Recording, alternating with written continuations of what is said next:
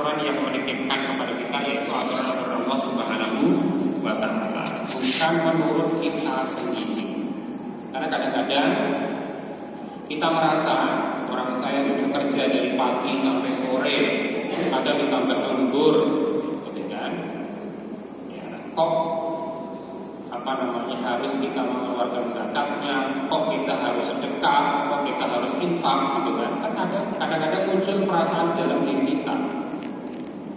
Nah, itulah was-was, bisikan dari setan yang mengajarkan kepada kita agar kita merasa bahwasanya semua yang ada di dunia ini adalah hasil usaha kita. Padahal itu tidak bisa terlepas dari apa yang telah Allah titipkan kepada kita.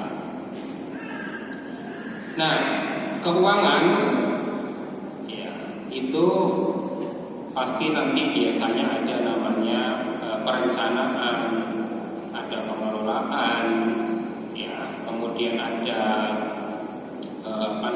pentasarufan dan lain sebagainya. Itu termasuk pelaporan. Nah, kalau kita sudah berbicara keuangan, ya, kenapa yang terakhir pelaporan Bapak Ibu? Ya, tadi sudah kita jelaskan, nanti harta kita itu akan dipertanggungjawabkan. Jadi ini tidak hanya tugasnya itu sebagai seorang bendahara saja, enggak, gitu ya. Apalagi kita semua ini masing-masing jadi bendahara untuk diri kita sendiri, apalagi untuk ibu-ibu. Nah, biasanya saya termasuk yang bermazhab, pokoknya masalah keuangan di rumah itu direktur keuangannya itu adalah istri. Tentu itu nanti harus dipertanggungjawabkan. Nah, dasarnya apa di dalam Al-Quran? Ya, ada banyak sekali ayat Al-Quran, misalkan dalam surat Al-A'raf ayat 31, Allah berfirman, Ya bani Adam khudhu zinatakum inda kulli masjidin wa kulu washrabu wa la tusrifu. Wahai anak Adam, jika kau pergi ke masjid, ya, ambil pakaian yang terbaik. Jangan samakan kalau ke masjid itu pakai pakaian dengan yang kita kenakan sewaktu tidur, gitu ya. Karena kita menghadap Allah Subhanahu wa Ta'ala. Ya. Wa kulu washrabu wa la tusrifu. Makanlah kamu sekalian, minumlah kamu sekalian, wala tusrifu, dan jangan berlebih-lebihan, jangan israf.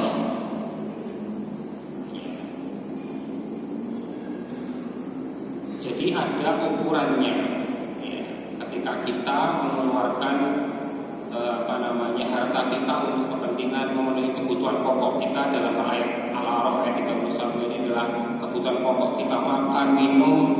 Nah, itu jangan berlebih-lebihan. Ada juga di dalam surat Al-Furqan ayat 67, Allah berfirman, walladzina idza anfaqu lam yusrifu wa lam yaqturu wa kana baina dzalika qawama. Dan termasuk dari orang-orang yang beriman, yaitu apabila mereka membelanjakan harta. Membelanjakan itu mengeluarkan, mentasarufkan, menghabiskan harta yang dititipkan kepada itu, yang dititipkan kepada kita itu, walam yusrifu itu tadi sudah dalam surah Allah, artinya tidak terlalu berlebihan, tidak boros, gitu ya. Walam yakturu, tapi juga tidak terlalu bakhil, tidak terlalu pelit. Jadi di antara pertengahan antara ya israf dan yakturu tadi. Nah, bagaimana kita bisa wakana baina dzalika qawama, artinya di pertengahan, gitu ya. Caranya bagaimana agar kita tidak israf, tidak berlebihan terkait dengan keuangan kita? Nah, di dalam ekonomi, karena saya ngajar ekonomi, itu ada dua istilah yang harus kita bedakan. Yang pertama ada namanya kebutuhan. Bahasa Inggrisnya adalah need, ya. Ada juga, ya, di samping kebutuhan ada namanya keinginan. Bahasa Inggrisnya adalah wants. Ya. Ya.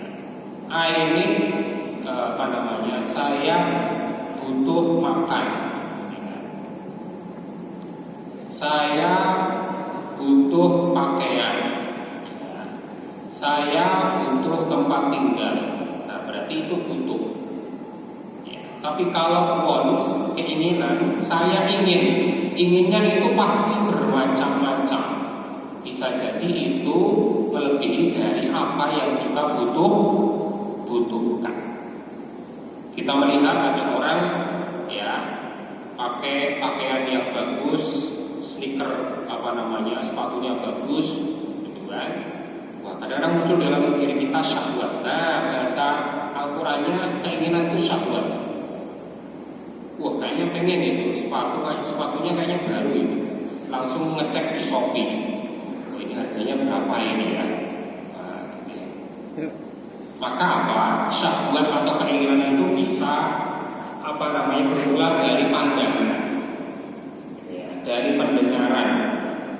Ya. Kemudian apa? Kita jadi mendapatkan bisikan dari setan untuk ingin ini, ingin itu, ingin A, ingin B.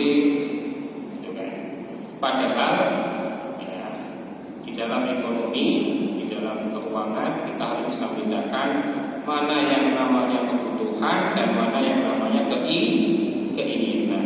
Kebutuhan manusia itu terbatas, sementara keinginan manusia itu tidak terbatas. Ya, maka ini harus kita bedakan. Nah, di dalam Islam kebutuhan itu sama seperti di dalam ilmu ekonomi juga dibedakan. Ada pembagiannya, ada namanya kebutuhan doruriyah, kebutuhan yang primer, kebutuhan yang pokok. Ada namanya kebutuhan yang sekunder atau tahsiniyah, ya. Dan yang terakhir adalah kebutuhan yang tersier atau hajian.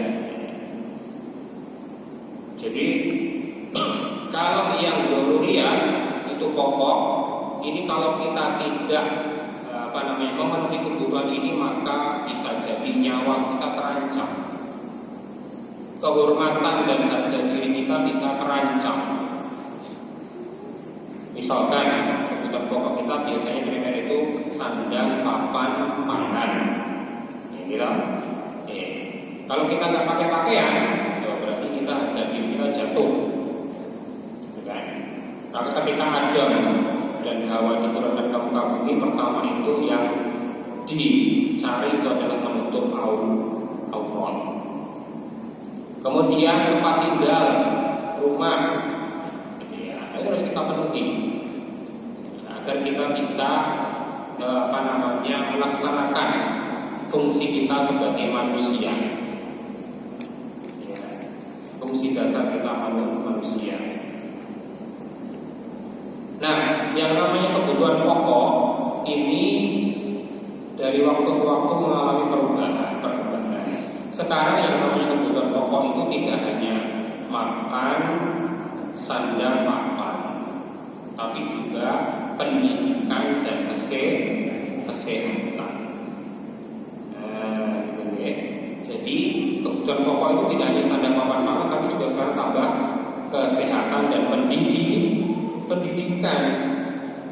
Ya, makanya pemerintah itu membuat program namanya BPJS. Karena apa? Kalau tidak ada BPJS, Bapak Ibu saya kira pernah punya pengalaman ya. Sulitnya itu kalau sudah berobat itu kaitannya dengan biaya. Ya. Maka sebetulnya asuransi itu diperbolehkan di dalam Islam. Itu bagian lagi dari namanya investasi. Ya. Nah, kalau yang kebutuhan hajian atau yang sekunder tambahan ini, kalau tidak dipenuhi nggak akan mengancam nyawa dan harga diri kita. misalkan kita punya kendaraan atau tidak, itu kan apa? Gak akan kita ini mati, gak akan kan? Ya, kita nggak punya mobil ini masih bisa hidup loh Pak. Kita nggak punya motor masih bisa hidup, bisa gojek, ya, bisa nge-grab dan lain sebagainya ya. Gitu. Ya. Kita nggak punya HP bisa hidup kok Pak. Ya. Kita saja ya ya sekarang nggak bisa lepas dari HP, seakan-akan HP itu adalah kebutuhan pokok.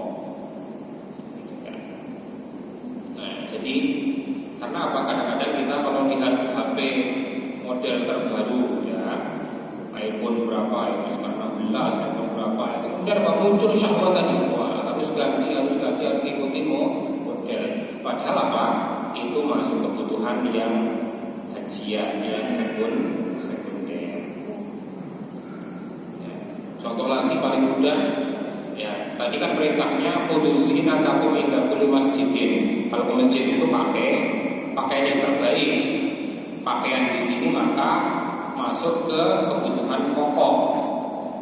Tapi kalau ke masjid pakai parfum, nah, itu kan apa? Ya, kalau kita nggak pakai parfum kan nggak apa-apa.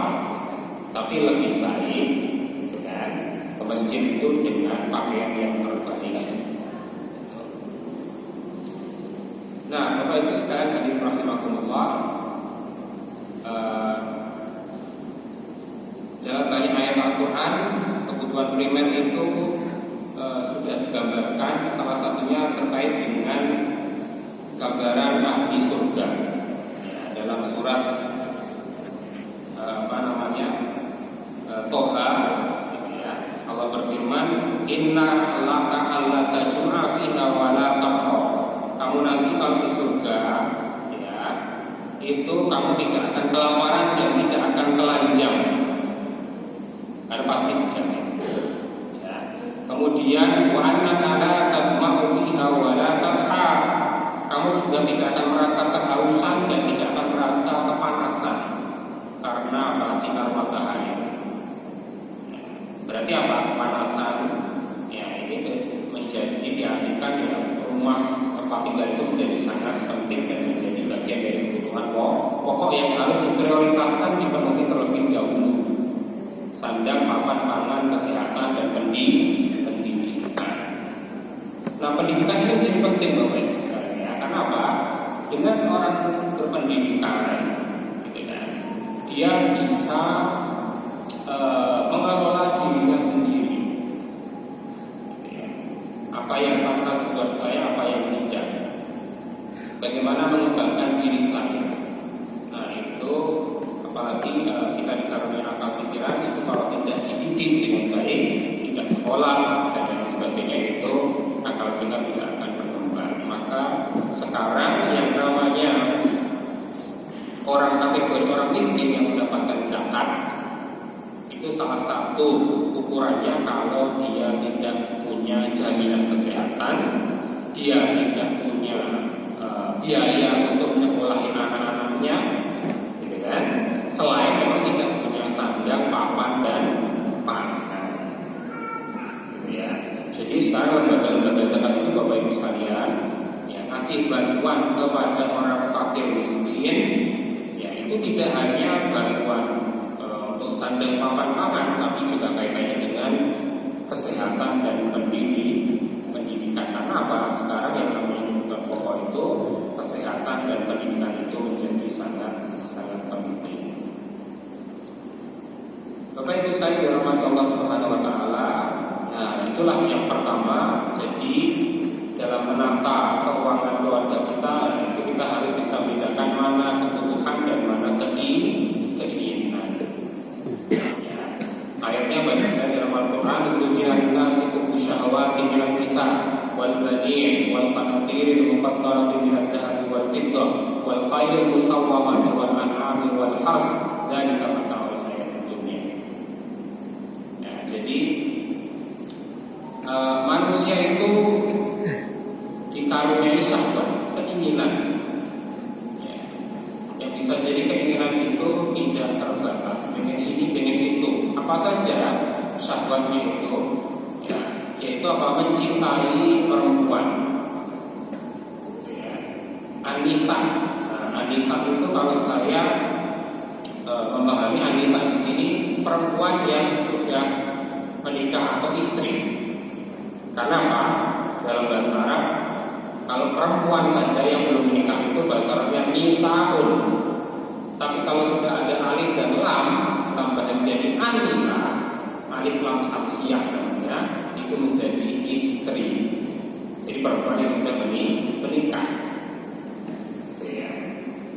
Nah, gitu. Kemudian anak-anak, ya. Kemudian harta benda, wanatir, ya. Yang kadang-kadang harta benda ini kenapa dinamakan wanatir al-muqantarah?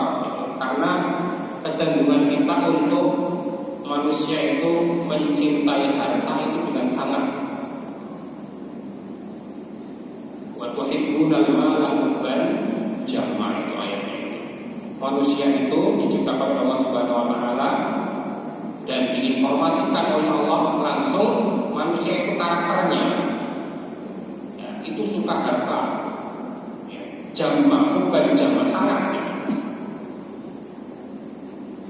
Maka dalam bahasa Arab harta itu bahasa Arabnya adalah mal. Mal itu artinya cenderung. Apa cenderung apa? Kita cenderung untuk menyukai sesuatu. Kalau sudah kita cenderung untuk menyukai, mencintai sesuatu, kita cenderung untuk memiliki sesuatu itu. Kalau sudah kita memiliki sesuatu itu, kecenderungan kita apa? Syahwat kita, keinginan kita untuk menambah sesuatu itu. Nah, itu karakter manusia kaitannya dengan harta. Maka harus diatur ini oleh Allah Subhanahu wa taala agar kita tidak menjadi orang yang sangat berlebihan dalam mencintai harta itu sendiri. Maka oleh karena itu di dalam mengelola keuangan keluarga paling tidak ada beberapa hal yang bisa kita lakukan. Yang pertama kaitannya dengan perencanaan, ya, mengelola pendapatan, ya, berapa sih yang kalau bapak-bapak ini ngasih nafkah kepada ibu-ibu, kepada para istri dan anaknya ini berapa sih yang diberikan? Kemudian bagaimana pengeluarannya, apa aturannya dalam hal pengeluaran ini? Biaya-biaya apa saja yang dikeluarkan? Itu ada aturannya semua. Lalu merencanakan keuangan yang bagus itu harus ada bagian yang harus kita tabung, harus kita simpan, harus kita investasikan. Ya. Biasanya rumusnya adalah kaitannya dengan perencanaan keuangan itu adalah 50, 30, 20. 50 itu untuk kebutuhan pokok kita, bayar listrik, bayar apa sekarang, bayar internet, ya, kuota, ya, bayar SPP anak-anak, ya, beli beras, ya, dan lain sebagainya, gitu ya. Kemudian yang 30 untuk kebutuhan tambahan, ya, macam-macam kebutuhan tambahan terkait dengan masing-masing dari kita sendiri. Jadi yang 20% ini harus ditabung, diinvestasikan. Nah itu kalau mau keuangan kita teratur, ya, karena kadang-kadang apa? Kita tidak merencanakan keuangan kita itu. Ya, dapat sekian, kok baru tanggal 5 kok sudah tipis, sudah habis, ya. Padahal kalau dikelola, direncanakan dengan baik, itu kita bisa menyimpan, malah kita bisa berinvestasi. Ya. Kata kuncinya adalah perencanaan keuangan keluarga yang baik, keluarga sakinah. Ya, keuangan keluarga sakinah itu harus ada paling nggak 3 hal itu tadi ya. Ya. Ada yang kebutuhan pokok apa, kebutuhan tambahan kita apa. Harus ditabung sisanya, dan juga lebih baik ada yang diinvest diinvestasikan. Nah, misalkan penghasilan kita, seorang suami ngasih ke istri nafkahi 6 juta. 6 juta itu kalau di Jogja itu sudah lebih dari UMR. Nah, maka 50%-nya 3 juta itu untuk kebutuhan pokok, ya.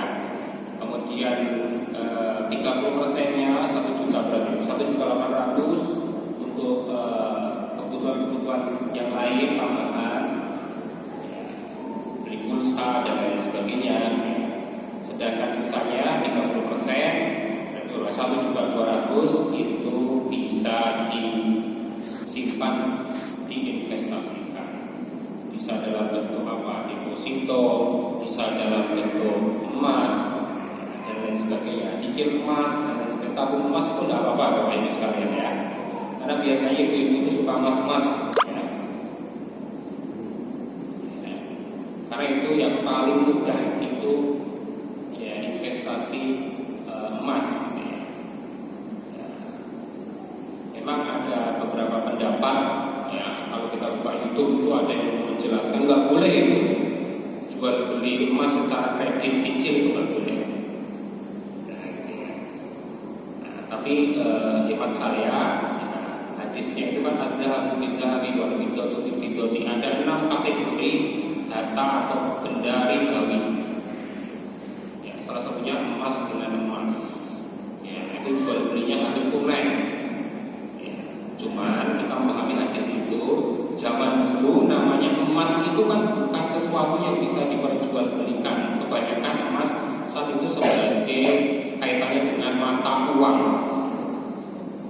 Kalau uang dari emas namanya dinar, uang dari perak namanya dirham.